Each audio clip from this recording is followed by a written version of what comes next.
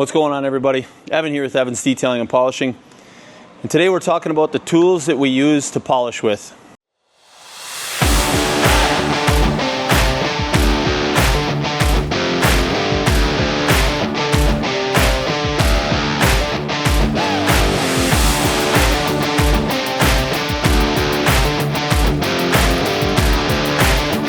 So you guys see me tagging all the time in the product description below. I always have all of the product links for all the stuff that we use. The reason for that is we do not sell grinders on our website. The reason we don't sell them is there's a lot of warranty stuff. These machines aren't made to do what we're doing to them. So a lot of times you'll have warranty issues, and it's better off finding a local dealer or buying them through the Amazon links that I post below so that you can use and utilize their warranty system. So I'm just going to walk through part by part each individual one that we use. We have added some new items to the system. So you will see some of the links changing on all the new videos compared to the old videos. But let's just get right into it, and let's start with the big grinders. So the first one I use, this is the main one we use in the shop. It's the 6,000 RPM, the Makita GA7021, I think is the current model. But there are some newer models. So I do change those links from time to time as the models upgrade and change to new ones.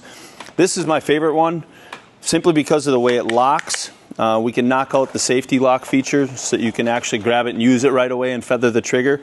I also like how much lighter and how much more compact it is.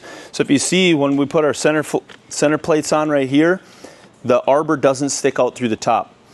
So there's nothing there to get in the way of anything. This DeWalt is the one that I have linked in the product description below, and you can see how much bigger the DeWalt is compared to the Makita. Now the DeWalt does have not as much torque either, but when you get into it and you start pushing on it, it does pull down to that 5,000 RPM level. So that's what I like, is that 5,000. Same thing with the Makitas. As soon as you put pressure on them, it does slow down to about 5,000. The only thing I don't like about the DeWalt is that speed ramps back up after it gets back to a smooth state. So it will dip down to about 5,000, but then it ramps back up to about 6,500 to 7,000. It's a little higher than I like it to be. Plus, it's bigger, bulkier, heavier. It's harder to get into those tight areas. If you can see them side by side here, the DeWalt is actually about 3 to maybe 4 inches longer, and it's about 3.5 pounds heavier. So at 3.5 pounds heavier with a buff on it, over the course of a long polishing day, if you're polishing 10 to 12 hours, this machine is going to feel like a tank in your hands at the end of the day. But it is a good machine for those of you that like DeWalt a lot. The trigger is very super simple to use. The new locking mechanism is real easy to overwork. And the advanced safety feature, you just simply flap it over to push. Whereas the Makita, you'd have to lock it in by pushing it in as you're going down. But the Makita is my favorite unit for sure. That's the GA7021. The DeWalt is the DWE 4559 or something like that is the current model. But that's the one that we use when we have to use a DeWalt here in the shop. But those are our 6,000 RPM or higher models. That's our full speed models. Next, we've got our variable speed models. Now these ones we pretty much use for high-end work or our 40 plies because we can slow the speed down. 40 ply is not made to spin super fast, neither are the white soft buffs. So when we need to run slow, we switch over to the variables. Once again, I prefer the Makitas, but I like to get the ones without the soft start, slow speed switch so that I can feather the trigger. Lately, Makita hasn't been launching any of those, so all of them come with soft start now. So we've been switching over in the shop using the DeWalts, just because DeWalt has that instant grab. As soon as you grab it, it's good to go. And it's just a lot easier to use when you got to feather around those edges.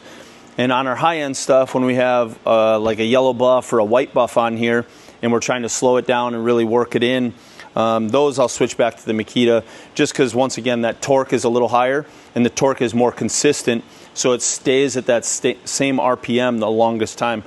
They do get hot, so you will have to pull them apart and clean them.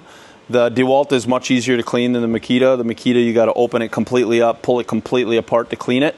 But this one is the 9927C, I believe.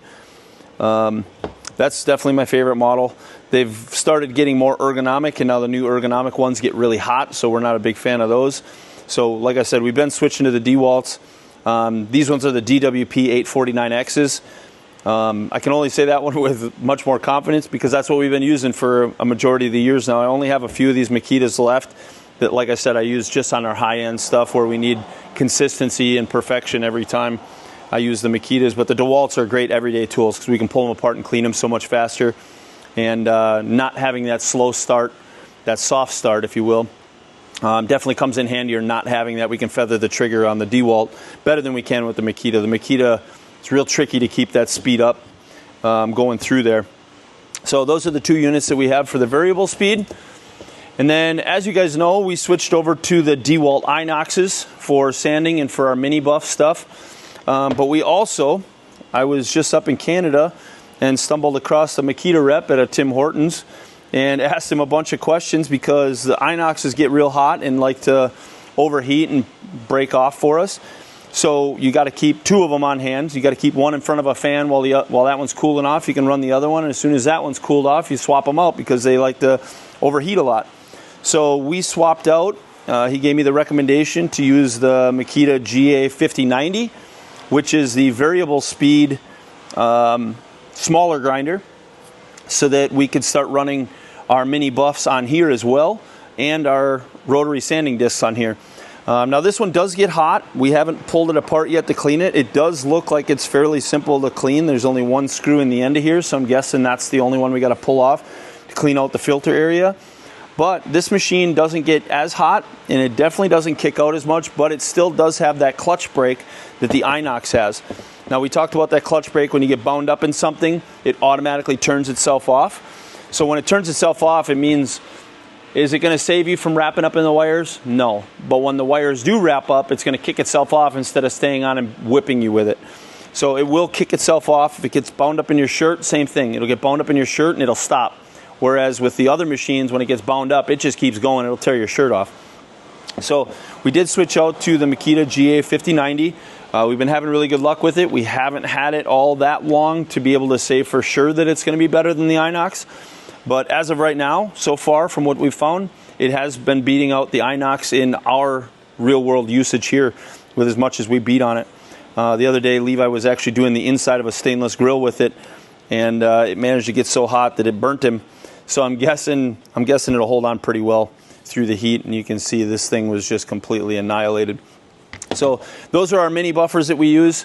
Like I said, both of them have the clutch. The DeWalt is the DWP, I think 9240 VS is the Inox model number, but you can find it in our links below. We'll have them on the Amazon links.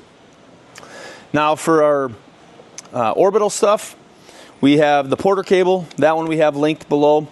But this is the most common one you see everybody using, is the Bauer from Harbor Freight.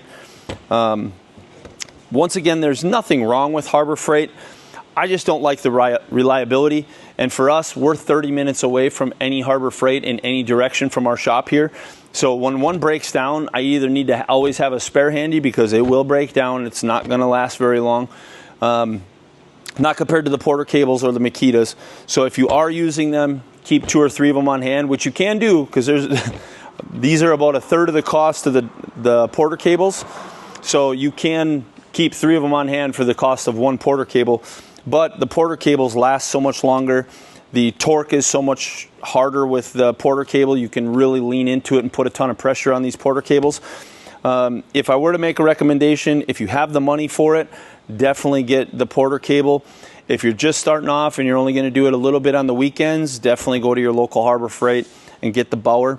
As you've seen, I don't have any of the Bauer built variables or the high speeds. I've tried them. The arbors are never good. They shimmy, they shake. They're never great.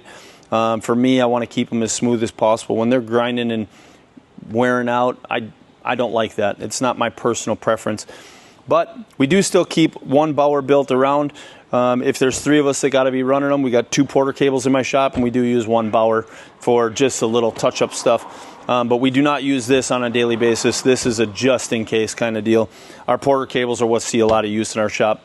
And then for our random orbit, the Makita, this is the one we use. It's the BO5030. You'll also see that linked in the product description below. But this one here has a really nice tight spiral pattern in here. When it's spinning, it leaves a real nice tight pattern. That tight pattern means it's going to polish out that much better.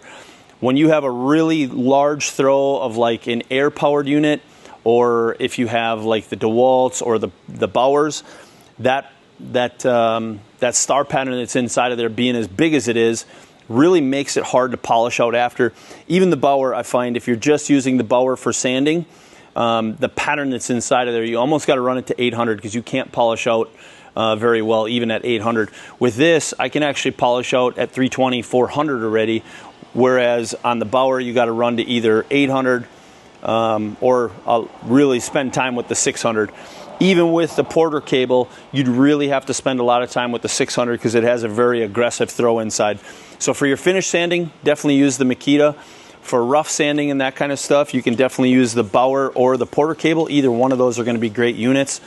But that's what we use here in the shop. This is our primary setup. Like I said, I don't use this DeWalt all that much, but the rest of them get used almost every day in the shop, except for the Bower. The Bower just gets used when we have to. But thanks for tuning in. I hope you guys find this one useful. And like, subscribe, drop us a comment if you like being able to see what you can order to use what we do. And thanks for tuning in. I appreciate you guys. We'll see you on the next one.